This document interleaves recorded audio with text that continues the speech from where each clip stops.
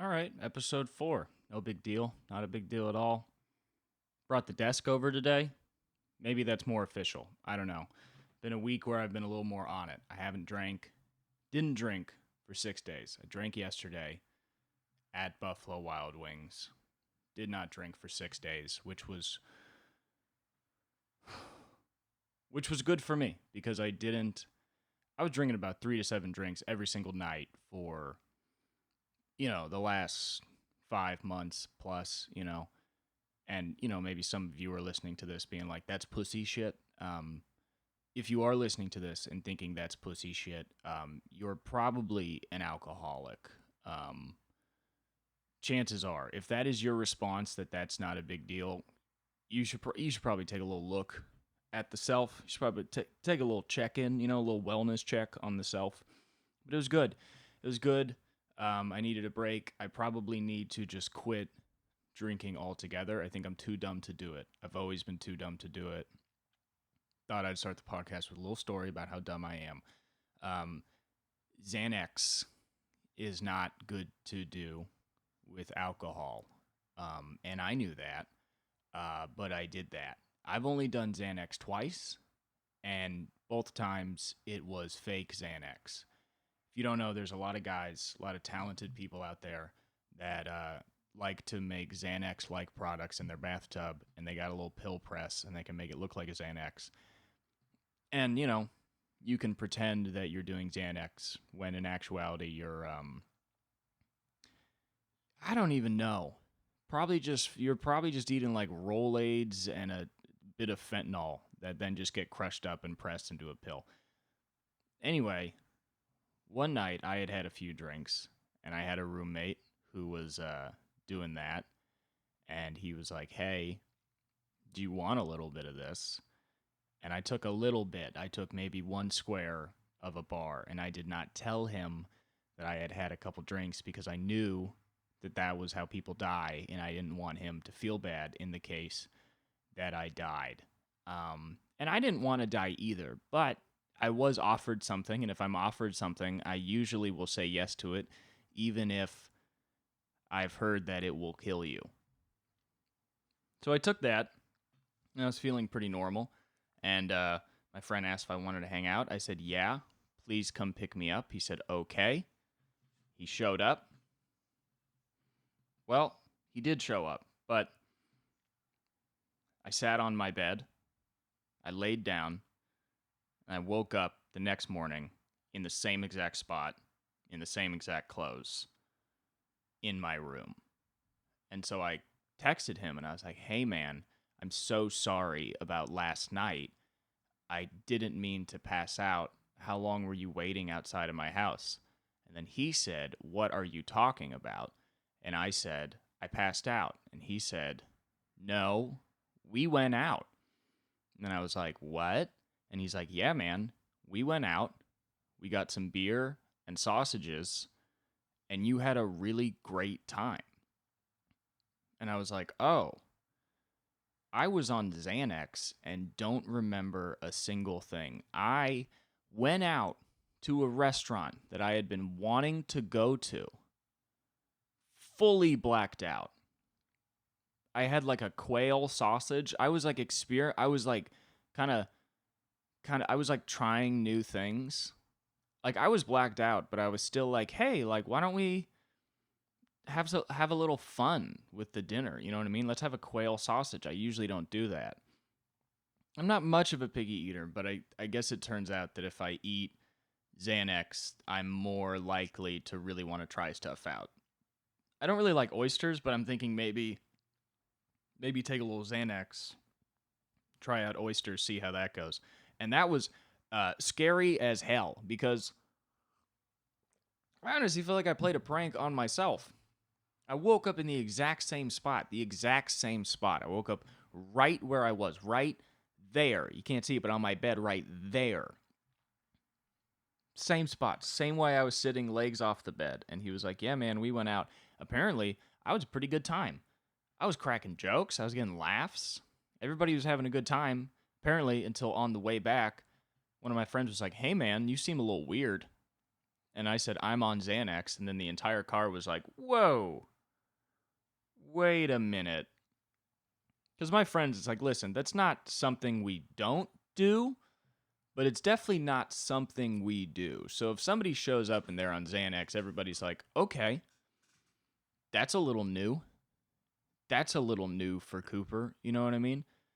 Which it is crazy how easy it is for me to just break the simplest rules I have ever heard.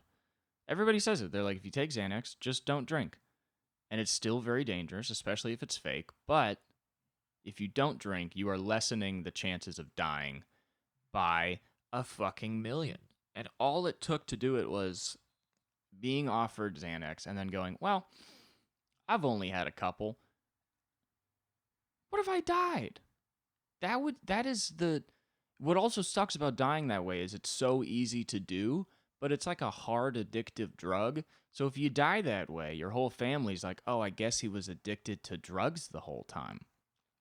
We thought he was okay, but it turns out he was addicted to drugs the entire time. I don't know. Sometimes I feel like I can be a little wild and kind of not give a fuck, but I'll definitely never be a guy that just takes Xanax and is just like, yeah, sometimes I black out. Blacking out is so terrifying. And there are people that will do it routinely. I had a friend who, when he got to college, he said, I didn't know how to drink, and I would drink recklessly every single time I drank. And I was like, how would you drink recklessly? And he was like, I would immediately take 8 shots within like 4 minutes, like as fast as I could. And then I wouldn't drink the rest of the night. That was how I liked to drink. And I was like, what would happen? And he was like, I would black out every single time. And I was like, how long did you do that for? And he was like, until somebody told me that you're not supposed to black out every single time. That was like 6 months. He said, in college, freshman year, you're drinking all the time. He said he blacked out probably almost every single night for 6 months. And I was like, do you know how much brain damage that is?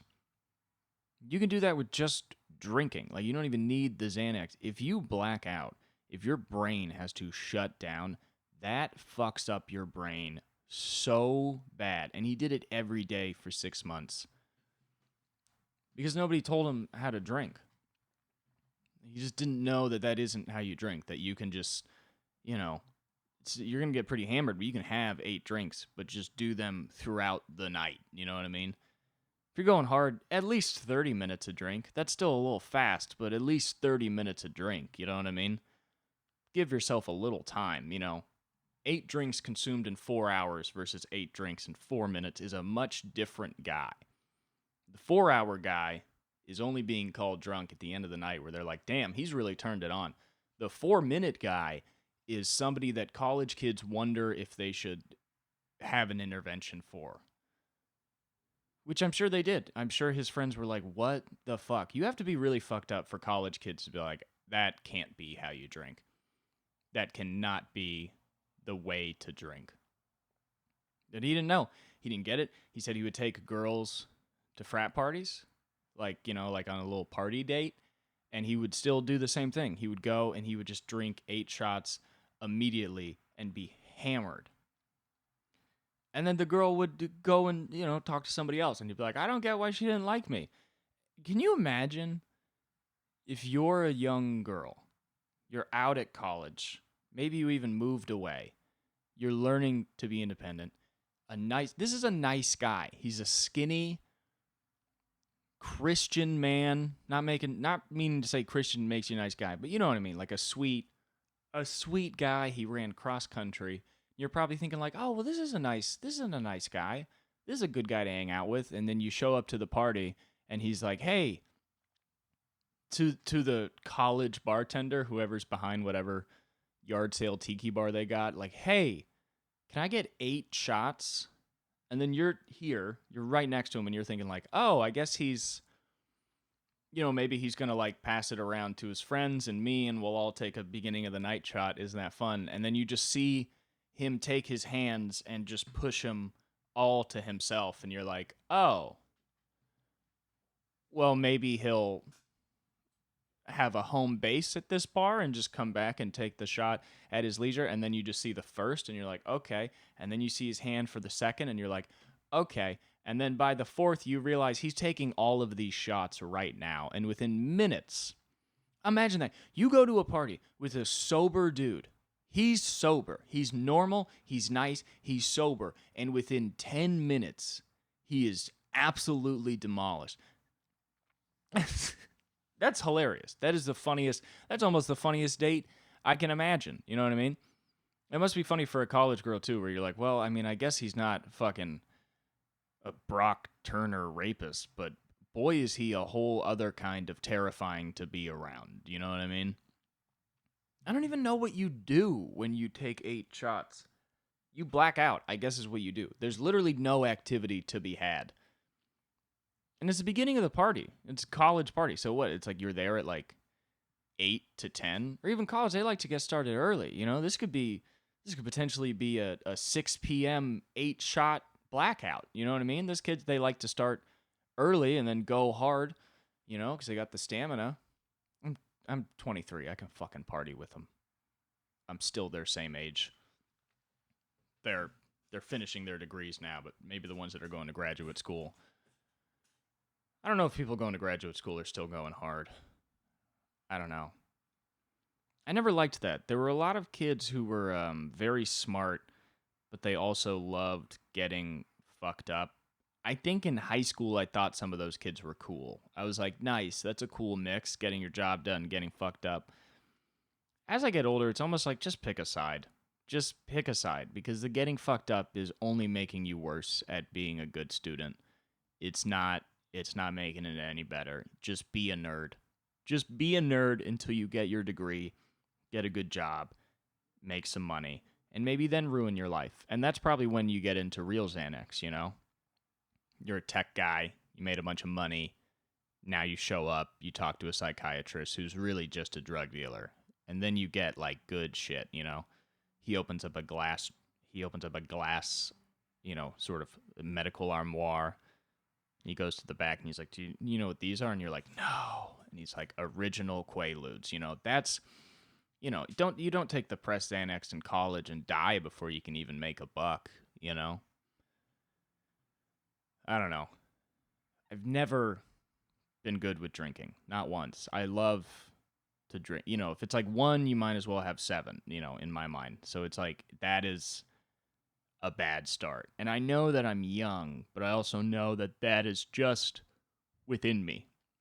It is in my bones to just get so fucked up. And I will never stop doing that. And I know I'll never stop doing it because I am my father's son. Me and my brother are both in many ways our father's son because we love to get fucked up and have no idea how to do it safely.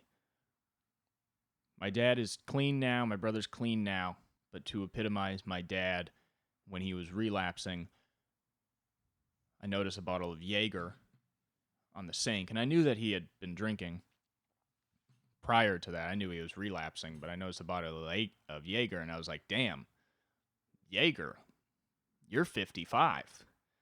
That's pretty wild. And he goes, well, I like to drink it because I only have to drink a little, and it gets me buzzed faster. You know somebody's fucked up when they're like, oh, don't worry, I figured out drinking. He later told me the closest feeling he has ever felt to heroin, which he has done, but I'm saying the most similar feeling to heroin is taking a bottle of Jack Daniels. Sorry, Jägermeister. Like a fifth? The ones that are like this big. Like less than a pint or so. Taking it, chugging the entire thing all at once. And apparently that like warmth comes over you and it's like just that thick. It's like the black tar heroin of alcohol. He said he would take that and he was like, that will just lay you down. That'll lay you down. I mean, I know that I can probably never have a healthy relationship with drinking because my dad will say things like that, and he will tell those things to other alcoholics, and their response is like, that is one of the most fucked up things I have ever heard. You know that you can't drink when other guys in AA are like, dog, that is fucked. But it's funny because, I'm not an alcoholic, but I really could be if I wanted to. I've already taken the first step up a long staircase of alcoholism. Those months of nonstop drinking are that first little step of like, you see how it feels if you do this every night? You see how you can kind of get through it and just continue doing it if you want? That's that first step. And then if I keep doing that, by the time I'm like 35 and it's harder to get fucked up all the time, I'll just have figured out a better way to get fucked up. That's all. I'll just have gotten better at getting fucked up. And I will, because I'm a learner. I'm a thinker and I'm a doer. And if I'm an alcoholic, boy, will I do it to the fullest extent with the power of Christ behind me. I don't believe in God. I've been saying a lot of God shit lately because it's so funny to say. But yeah, I don't know. Not drinking for a week after drinking every day for months is weird because you notice urges instead of actions. Because usually you're like, oh, I'll just go have a drink. Whatever, I'll go have a beer. But now you just go, oh, I want a beer. And then you look around and you're like, it's 3 p.m. I haven't done anything. I've got nothing done. I took a shower and that's it. And now I want a beer. So then you feel that urge and you have to stop and be like, why do I want a beer right now? And I'll tell you what, the answer is never because everything's fine and I feel great. That has never been the reason I have drank. I've never drank and been like, I'm just drinking because I'm having a good time. No, I'm not having a good time until I am drinking. That's why I never have been able to drink like young people drink. Not once. Because college kids could drink. And they could just drink copious amounts day in and day out for so long. And the whole time, a lot of these kids who are not mentally ill fucking assholes like me, a lot of them can just drink. And they're like, oh, this is fun. I'm having a lot of fun right now with all this drinking. Isn't it good that we're drinking because of how much fun we're having? I'll be, just drunk off my ass, dipping a cigarette I licked the top of in a bag of cocaine and then smoking it, and the entire time being like, I know why I'm doing this. I know why this is happening. I know that things are not well in my head. Not once have I really been able to drink where I'm like, this is sick. This is all good things. This is all a good time. I never got that either in college. I started doing stand-up when I was 17. So that was like high school. And I got to college, and I went to a state school that was like 10 miles away from my house. But I chose to live there just to be outside of the house. I just chose to live there to be outside of the house in the dorms. And I would see the way other kids would drink. I would see how they would wait for the weekend to get fucked up. And I would see this assurance they had in what they were doing. Like they felt fine. It was okay. But every single night for 4 years of college, I would leave after school around 4 to 5. I would drive to Hollywood or Silver Lake or Santa Monica, and I would do open mics from 5 p.m. to 3 a.m.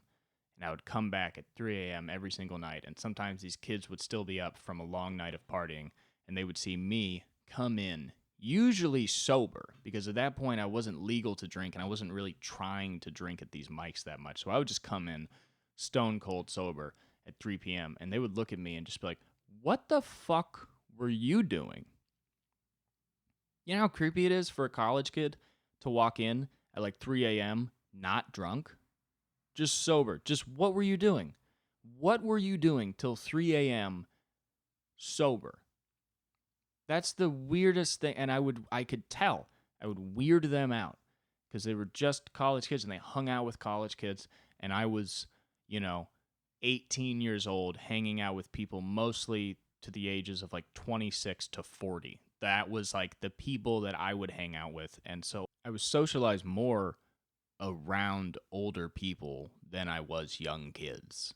At least when it got to like end of high school, college age, which is really when you become to kind of, I don't know, socialize yourself in a way that you begin to kind of talk how adults talk, I think. It's no longer, maybe just school. You know what I mean? Like once you can kind of go to bars and you begin to talk more how adults talk, but I didn't talk like college kids talked. I remember specifically one night near the end of college, I came home. It was 2 a.m. One of my roommates was there. It was a new roommate. He came in late. I don't even think I ever learned his name, but he came in. He was sitting there with all his friends at like 2 a.m., and they were just high on the couch, not speaking to each other on their phones. It was such a weird way to see people hang out, but it made sense because that's how college kids hang out because they don't have anything to do.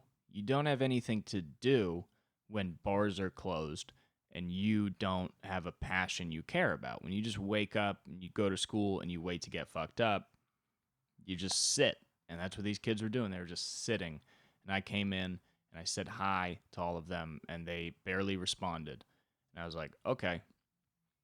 Went into my room to eat my food, my McDonald's. My roommate was sleeping. I was like, all right, I don't want to eat in here. I'm just going to go out to the living room and I'm just going to eat around them. And I came in and I was like, hey guys, my roommate's sleeping. I'm just going to eat out here with you. They barely responded again.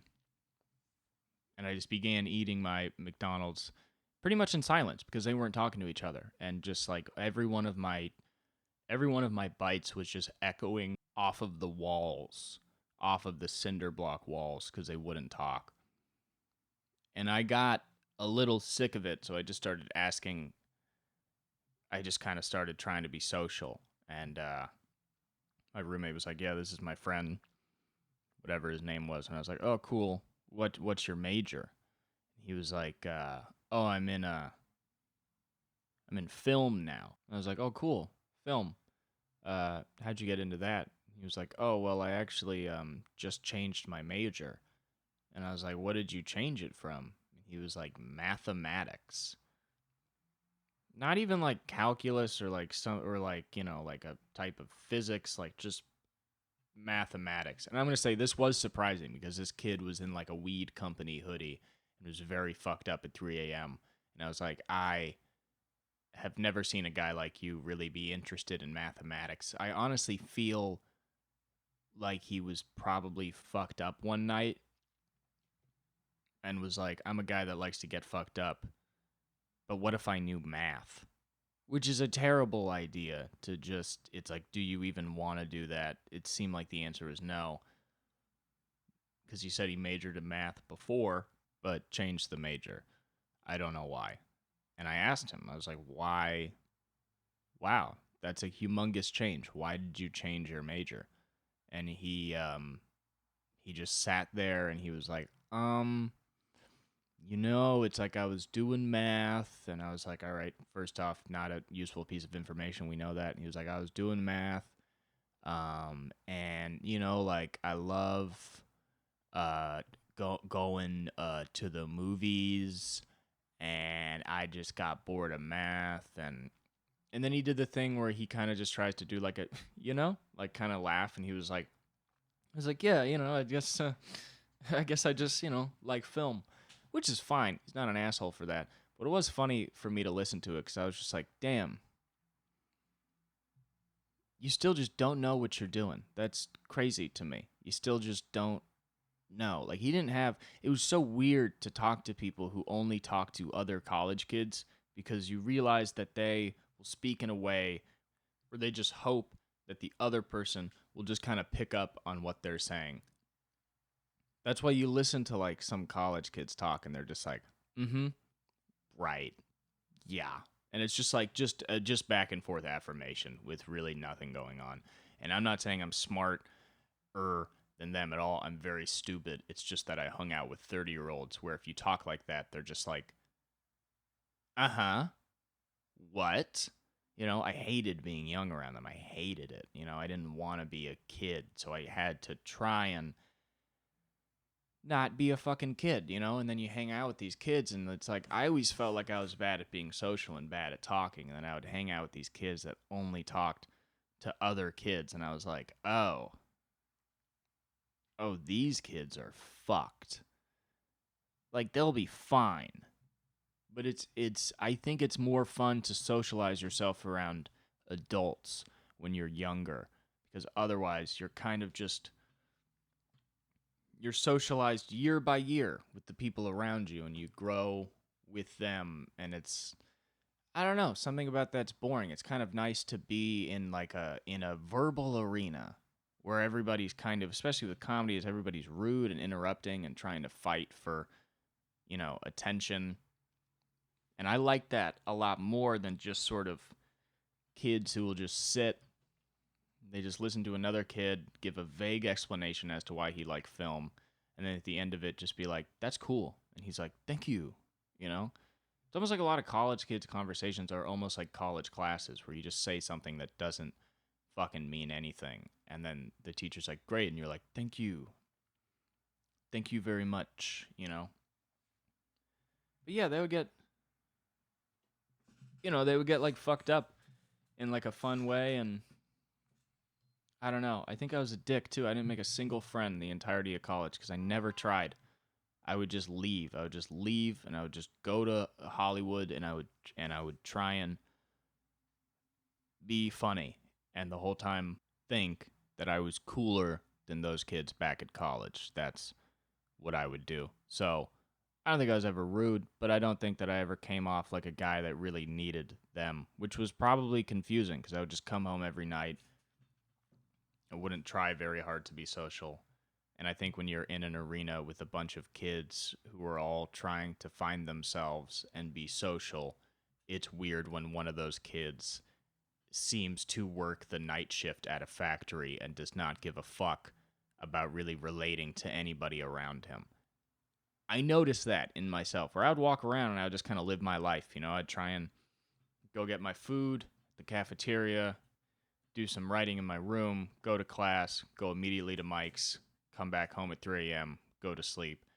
It took me a while to realize that I was like, I look insane to a lot of these other kids. Because every night I knew that they would just be like, where does he go? Where does he go?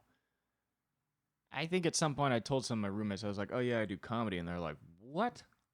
How fun is that? And they're like, what's that like? And I was like, I mostly just hang out with like alcoholics and cocaine addicts in like bars or like just random black box theaters. And they're like, oh, well, that's dark. I wasn't doing a lot of like going out for the sake of having a good time. I was just out to do stand up. So I missed out completely on a college experience. Almost 100% just missed out completely on the college experience. And I think that's fine. I didn't want it at the time. I understand the appeal of it, but I don't think I would ever be good at it. My friends, went to big colleges, like to go to like Michigan or UCLA, and I would hear about what they do. And on the summers, they would come back and the way they would drink would be so like, we got to get this, this, and this. And they make jungle juice and they do, all of this stuff that was like obviously the result of learning how to drink in this kind of party way. And they got good at it. And I practiced stand up, but they got really good at drinking. They really knew how to do it, and the whole time it was just felt so much darker in the way I drank because it would be like, "Oh yeah, let's get all this shit together. Let's get crazy. Let's do this." And the whole time I was like, "Oh, I like to take shots of bourbon.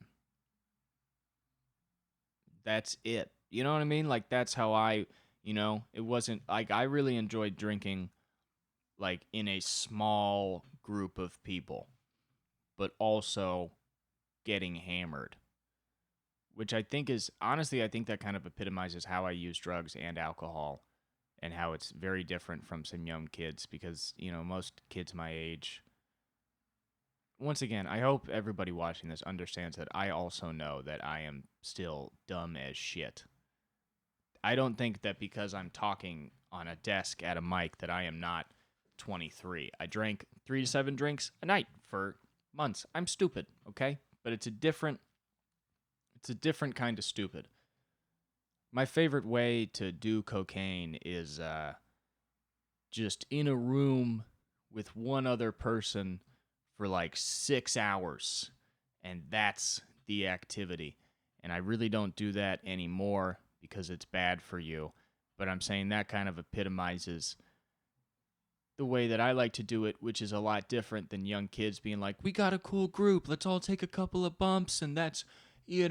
And we go out, we have a good time. No, my thing is like, okay, we're going to sit here and we're going to do this bag, and then we're going to say that we're not going to get another bag, and then this bag's going to run out, and we're going to fucking call that guy because shit is going to ramp up pretty quickly after this bag is gone.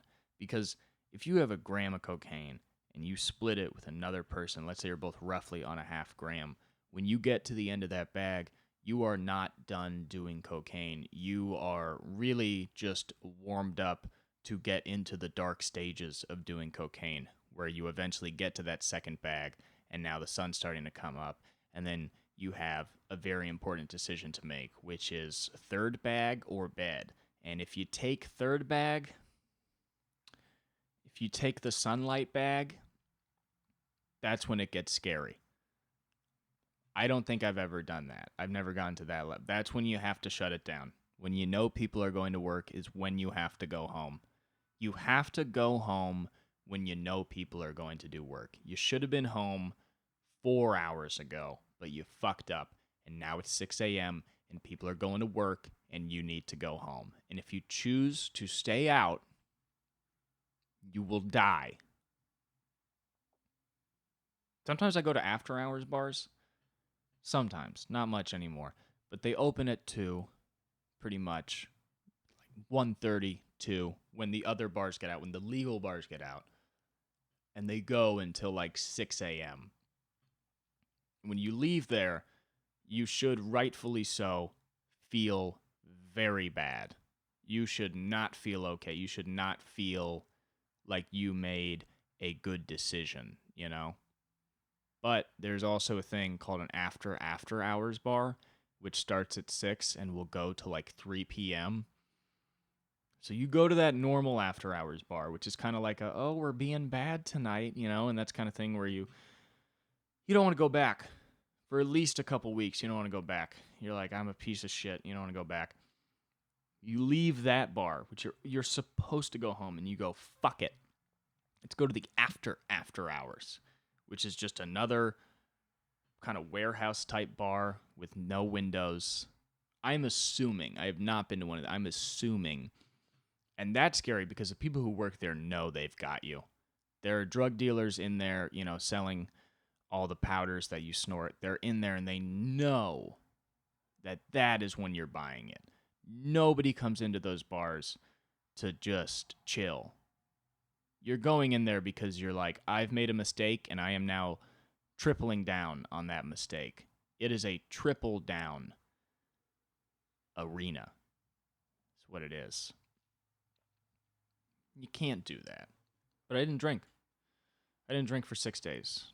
1 week I went to Buffalo Wild Wings on Sunday, as I've been doing every Sunday. And I got pretty fucked up. And then, one of my close friends was like, hey, you drink a shit ton. Have you noticed that? And I was like, yeah, I have noticed that. And now that you've noticed it, it's pretty embarrassing.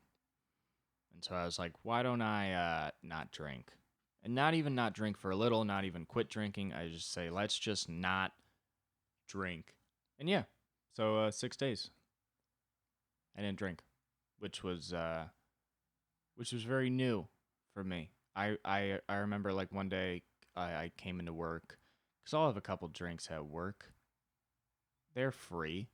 They pour me double shots. That's what's dangerous about my job is I'll be walking around. I because it's at a bar. I'll be walking around on like a Wednesday and I'll be like, I am 6 large shots of bourbon in right now. It is 10 p.m. I am off my ass. I have not clocked out yet. And I will just do that just every week. Unless I'm told not to, you know? I just do that all the time. So now, the last time I went into work, one of the first times of not drinking, I was like, all right, I'm not going to drink tonight. And there's a box of sour punch straws, like the red, the green, and the blues. There's a box. I ate 22 that night. I ate 22 sour, which if you line them up is like a stomach full. Like it was just full gelatin. Just that, drinking Red Bulls, and then just pounding waters the whole night because your body is like, we have no idea how to process this. Just get some liquid in here to try and lube it out of you. This is so fucked up what you're doing right now. Which is funny the way addiction works. That it's like, okay, I'm not going to drink. And then I just do 50 other terrible things. Like, I know drinking's bad for you. I know drinking is worse than you. But just hear how this sounds. It's, hey, Cooper, should you have 6 beers or 22 sour punch straws and over half a pack of cigarettes with 2 Red Bulls? Do you understand how you start to not... You understand to realize the problem is consumption. You know what I mean? The alcohol's bad. But then you're just walking around and you're like, oh, I feel terrible. Why is that? And you're like, oh, right, because I did 5 other things that are horrible for you. And I did it just because I couldn't drink. That was why I did that. Which is pretty funny because you stop drinking and you start to get a little cocky where you're like, oh, cool, I'm taking control of my brain right now. I'm really taking control of my brain. And at the end of the night, if somebody asks you, like, how'd you do with not drinking? You'd be like, oh, it was great. I just ate 22 sour punch straws, smoked over a half a pack of cigarettes, and had 3 Red Bulls. My brain is really, I'm firing on all cylinders right now. I am the answer man. It's like it's just so funny to stop doing one thing and then immediately be like, oh, I haven't fixed any of the problems, though. Which is the problem, is like you do the drinking, the smoking, the overeating, staying up late, phone addiction. You do all those, and you try and break some of them off from who you are. You got to keep some when you're quitting the others because you get too scared, but you try and break some of them off from who you are. But you're just dealing with symptoms of just like, I'm sad, and that's what you have to deal with. I don't know. Never been good at drinking. I remember the first time I drank. I drank in a way that I feel like is similar to a lot of kids. And I feel like is similar to a lot of American kids in the way that we're socialized a lot less than I think Europeans. Drinking is made more of a taboo for us. And yeah, I remember we had a rich friend. His dad had a liquor cabinet under the stairs. Terrible fucking idea. If you're gonna become a parent and you're not gonna try and really teach your kids a good way to drink, don't have the liquor cabinet. Also, in general, don't have the liquor cabinet. If you're a parent, just don't have the liquor cabinet. You can have a bottle of something in the house every once in a while, but you don't have 30 fucking bottles of liquor in your house and show a kid like, this is normal. 'Cause it's fucking insane. Also, who the fuck is drinking? Are you just waiting for a party that you're supposedly gonna have? Any normal person is just gonna drink mostly the same thing whenever time they drink. It would take it's only a 15-year-old thinks that like every time they drink, they'd be like, I'm gonna have a mojito this time. I'm gonna have a Mai Tai this time. I'm gonna have a Jack and Coke this time. Like, that's such a stupid way to drink. But he had a liquor cabinet, and one night we were like, all right, we're gonna drink. We've never drank. We're going to drink. And we drank every single kind of alcohol that he had. We just tried everything. We'll just take like a shot of bourbon. We were like, that's horrible. Take a shot of vodka. We were like, that's horrible. Take a shot of rum. That's horrible. Take a shot of another kind of whiskey. That's horrible. There was Samuel Adams there. We each drank a beer. It was the worst. The beer was one of the worst things we'd ever tasted because it wasn't a Miller Lite. It was Samuel Adams. And I had seen those commercials since I was a kid, and for some reason I was like, that's good beer. That has to be good beer. I tasted it, I was like, this is the shittiest fucking thing in the world. And all we needed was like 6 Miller Lights.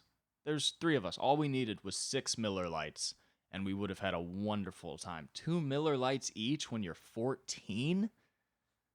Oh my God. If I had a time machine, all I would do is just go back and just drink Miller Lite as a 14-year-old. Well, that's not how time machines work. I guess I'll never get to do that. But I would like to go back to that time, show up, be like, hey, it's me from the future. Here are 6 Miller Lights. Fuck everything in the liquor cabinet. Fuck all that. Drink 2. And I would have, I don't know, found God. Eventually, you got to go to your 14-year-old and you got to say, hey, man, one night you are going to get into a weird variety of alcohol that is either going to make you throw up or kill you because you're a Lyden man and you don't know how to drink. So here's what I'm going to do. Here's 6 Miller Lights. Go with your 2 other friends, drink 2, call me, tell me how much you love me, and I come pick you up. You go to bed. That's when you drink. You have 2 Miller Lights. That is, 2 Miller Lights was, should be ordained by the Catholic Church as some sort of saint. I know they only, or should get knighted by the king, you know. I know they only do that with humans, but two Miller Lights, you know, 2 PBRs, whoo, goddamn. We just drank every single kind of liquor in the cabinet, and we smoked some of his dad's cigars, and we just did everything. I remember drinking truly.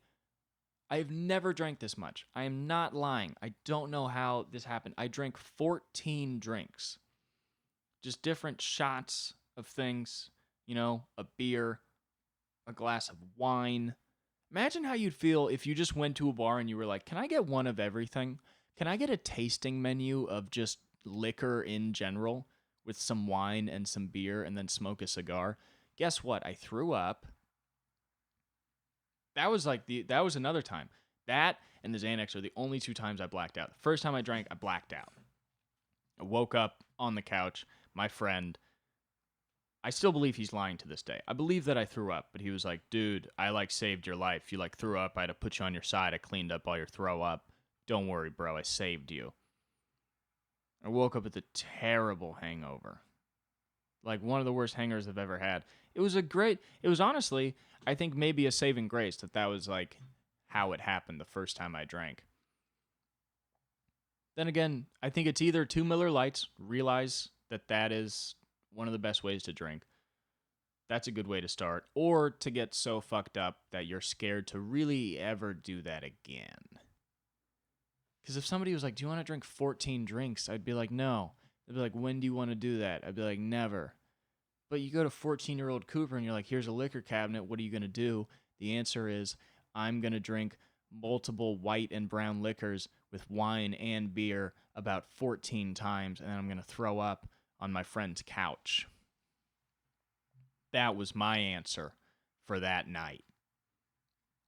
And drinking was not very appealing. It was not very appealing after that, to be completely honest.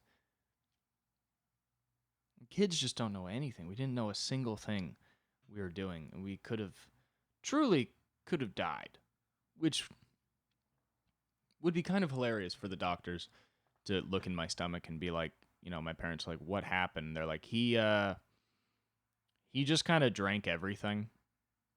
He just sort of drank every single kind of liquor. They'd be like, can you do that? And they'd be like, no, that's why he's dead. Obviously, you can't do that. How dumb is that, even for a kid that's never drank? My friend was so dumb. It was just such a good example of how our parents did not really teach us at all what drinking was, how to drink, how to deal with a hangover. Then again, maybe your parent shouldn't teach you how to deal with a hangover. That's a bit of like a, hey, let me teach you how to get a key scratch out of your car after your girlfriend hates you. You know what I mean? That's sort of begetting a certain kind of behavior. But my friend woke up in the morning before us, just feeling, I think, real cocky about being up first. And then I watched him make a smoothie that had like, he put fruit and then like milk and then like Pepto Bismol and I think literally a raw egg and maybe even like rice or just something insane. And he was like, "Yeah, this will." I looked this up. This will soak up. The liquor will make your hangover better. And even as a 14-year-old, I was like, if I drink that, I will throw up. How fucking dumb are you? And I just saw him drink it and just obviously hate it. Just fucking hate it. And the rest of the day, I'd see him hold his stomach and he was like, I feel a lot better. I feel a lot better right now, actually. And it's like, no, you fucking don't. But yeah, I don't know. That's the association with drinking. I broke the run. I went to Buffalo Wild Wings yesterday and I drank. And I had planned that I was probably going to drink. I had planned that. I was like, I haven't drank for a few days. This is a day where me and my friends go and watch football and we drink. So this is an occasion, at least it's not just sort of randomly I'm going to have some drinks today. Because I'll tell you what, it's hard not to drink in a place that has a legendary Mountain Dew Long Island iced tea. You know what I mean? If that drink exists in a place that you are at, you're at least gonna have a beer. You know what I mean? If you're in a place that has a Long Island iced tea with Mountain Dew in it, you're probably not walking out of there sober. You're actually crazy for not drinking. My friend Dan got an O'Doul's, and I was just like, why don't you just dress like a Nazi then if you're going to come into a Buffalo Wild Wings and drink an O'Doul's? What the fuck is wrong with you? Would you have some respect for where we are? Would you have some respect for what's going on right now? We're getting hammered. Not that hammered. 6 drinks. Come on. Come on. 6 drinks over the course of, what, 10 to fucking 6 p.m.? I realize I have a problem though because when my friends begin to leave Buffalo Wild Wings, I don't want to leave and I get really sad. Like once I see one, like there is nothing more terrifying to me than seeing a friend at the Buffalo Wild Wings table look at the server and go, "Can I close out?" I look at that and I go, "Oh fuck, you're gonna be alone again. You can't just sit at this table and eat shitty food and just pretend that everything's fine." And then you see your other friend go, "Oh yeah, can I also close out?" And the dominoes just begin to fall around you until it comes to you. And then you have to make a decision, which is, am I going to close out? Or am I going to try and befriend a 45-year-old man sitting at the bar watching the Falcons game? Luckily, I choose to close out. But it makes me very sad. It makes me very sad to see that the party's ending. I hate when the party ends. I think even if I'm sober, I'll hate when the party ends. I don't know. I probably eventually should just be a sober guy.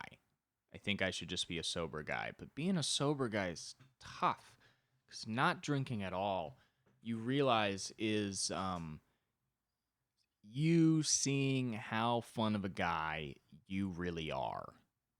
You know what I mean? Seeing how cool am I really to be around, because you get scared. You show up at a bar and you're sober, you're hanging out with your friends and you're like, I like all my friends. I'm going to have a good time. You know what I mean? And then you sit in there and you have a thought and you go, this sucks. And you go, fuck, am I a this sucks guy? I thought I was cool. I thought I liked having a good time. It turns out I really just liked drowning my emotions. You know what I mean? You know, sometimes you look at some of your friends and you're like, do I like this person? How long have I been fucked up around this person? Did I meet this person when I was just getting fucked up? Now am I sober? Am I realizing I'm not really that into this guy? This fella, I thought he was my good friend. Luckily, nothing like that has really happened, but it is funny to be in a place where people are going off and you are, for whatever reason you're just trying to be sober and you're just looking around and you're like, damn, I am not fun. I am not fun right now. Because you feel like you're just looking at a bunch of cats, you know what I mean? You're like, this is nice, look at all these cats having fun, and then you stop and you go, ah, fuck, I'm just the guy looking at the cats. I want to be one of the cats. I gotta want to have a cute little furry tail, you know? I don't know, not drinking sucks though, because it makes you feel like a fucking kid. You have to go to bars and you have to order, because you can't just get water, they'll get mad at you. You gotta do something, you know? And soda water's the classic, like, hey, I'm an adult, but I'm not drinking. Something about even getting a Coke just makes you feel like a kid. I went to a nice French restaurant with my girlfriend who I love so very much, and I asked can I just get a Coke with no ice? Because it's already cold. I asked the server, I was like, can I just get a Coke with no ice? And the way they served it at this fancy French restaurant was to give me a wine glass and then a small pitcher of Coke. You pour the Coke in the wine glass. And so then it just looked like I was trying to pretend to drink wine, which wasn't fooling anybody because it was bubbly brown wine. It was pretty obvious what the fucking situation was. I wanted to go to the server and just be like, hey, can we stop playing games for a second? Give me a cup. Just give me a regular cup. I'll take it on the chin that I'm drinking Coke at a nice restaurant. I'll take it right on the chin. Please don't make me feel like I'm 7 years old drinking Martinelli's sparkling apple cider out of a champagne glass at Grandma's. We're not fooling anybody. I didn't come here to lie. Give me a cup. You know, just drop the facade. Just give me a cup. Just give me a fuck. I don't know. I was getting embarrassed as hell. I ordered off the happy hour menu. It was the wrong day. That's such a bad feeling. That's such a bad feeling. Your whole world is rocked. Because I was like, nah, I'm not too hungry. I don't want to spend too much money. Let me look at the happy hour menu. And I was like, oh, they got like a small burger and fries, which is so fucking embarrassing to go to a nice French restaurant. I like French food. I like nice food. But I didn't want anything fancy. You know how embarrassing it is to go to a nice French restaurant and be like, can I get your burger and fries and a Coke, please? Like, why the fuck are you there? But I ordered off the happy hour menu, and then just the worst words in the world. She just goes, oh, I'm actually not doing the happy hour menu right now. Do you know what else you want? And I stopped and I go, no. And I think she thought I was just going to leave it at no. And I realized how insane that sounded. And I was like, just a sec. That is how I felt, where she was like, I'm not doing that. Do you know what you want? And I was like, I don't know a single thing I want in this life anymore. I thought I wanted that burger off the happy hour menu, but now that I can't have it, I don't know. And then I just got a fucking filet mignon for $36, which is a wild audible. You know, usually in that situation, you're like, well, let me go find another thing. No, in this situation, I was like, all right, we'll just, you know what? If we can't just run it up the middle, then we'll just go filet mignon Hail Mary. That's fine. Whatever. Felt like a fucking asshole. Yeah, it's embarrassing to ask a bartender, can I have a Coke? And it's not like they don't get it, but every single time I ask a server or a bartender in a place where you can, you know, get a drink where most people are drinking, every time I ask them just for something non-alcoholic, I really want to look at him and just be like, hey, I'm cool though. Just so you know, I'm cool. I like to get fucked up. That's why I'm not drinking tonight, because I really like to get fucked up, okay? I'm going to slam these Cokes just to show you that in general, I like to get fucked up, okay? I'm going to walk out of here 6 Cokes deep, and you're going to go, damn, what if that was beer? How cool would I be if these Cokes were beer? which is a very 23-year-old thing to be like, I want the bartender to think I'm cool. Like, you know what's going to make him think you're cool is just fucking tip him a bunch of money. And even then, he'll be like, all right, cool. What are you trying to impress the bartender? That's how you die. That's how you fucking die. You gotta stop trying to be cool. I'm still trying to be cool. I think I'm done trying to be cool, and then I see it happening. Do you ever think you're like, all right, I'm at a place in my life where I feel like I'm not trying to just impress other people anymore. I feel like I'm living for myself a little bit more now. And then one day you walk out the door and you look at your outfit and you're like, who the fuck do I think I am? Because you're in the mirror in your house and you're like, oh, wow, this kind of has like a GQ vibe. You know what I mean? And then you walk out of the house and you're like, I look like a guy that is trying to look like he's in GQ. Fuck. I gotta stop trying to be cool. It's fucking terrible. It's good to kind of be a nerd in some ways, you know, to just your friends are all doing something and you're just like, nah, I'm good, you know. My friend Dan drinking that O'Doul's, I was like, I want to fucking slit your throat, but maybe because of how jealous I am that you can walk into a Buffalo Wild Wings and confidently be like, I'll have an O'Doul's non-alcoholic beer, please. Meanwhile, I'm over there like 5 drinks in, just fucking thinking about how I'm a terrible boyfriend, or just outside in the hot sun smoking a cigarette in Glendale, staring at the cars going by, looking at each one of them, saying, that guy's probably sober. That guy's probably sober. That guy's probably sober. Why the fuck am I drunk?